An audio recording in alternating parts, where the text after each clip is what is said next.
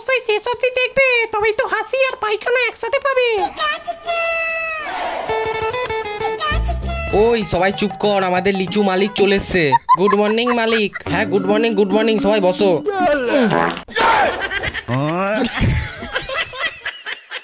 হই এখন হয়ে গেলে কি করা যাবে? আমি ঠেকে রাখতে পারিনি, এটা আমার দোষ। হ্যাঁ তোরা হাসিস না, তোরা পাদিস না, তো হাসি কিসের? হ্যাঁ হ্যাঁ তা আজকে কি সবার মনে আছে তো? হ্যাঁ মালিক, আজকে তো শিক্ষক দিবস। হ্যাঁ শিক্ষক দিবস, তা আমার জন্য কিছু গিফট মিফট এনেছিস নাকি তোরা? না আনবি তো অবশ্যই। হ্যাঁ মালিক, আমি তোমার জন্য একটা নীলকালি পেন এনেছি। আর হ্যাঁ মালিক, আমি তোমার জন্য একটা লাল কালি টিপটপ পেন এনেছি। না আমি ভাবছিলাম ধর কেউ আমাকে একটা স্মার্টফোন দিলিস, কেউ আমাকে একটা ফ্রিজ দিলিস, ব্যাপারটা কি হতো বলতো? তোরাও পেতিস আমিও পেতাম। গরমের সময় তোরা স্কুলে আসতিস, গরম লাগলে ফ্রিজের ঠান্ডা জল খেলে একটু এনার্জি হতো। এখন একটা যদি আমাকে একটা স্মার্টফোন দিতিস কেউ, তাহলে অবসর সময় আমি একটু ফ্রি ফায়ার খেলতাম ফোনে।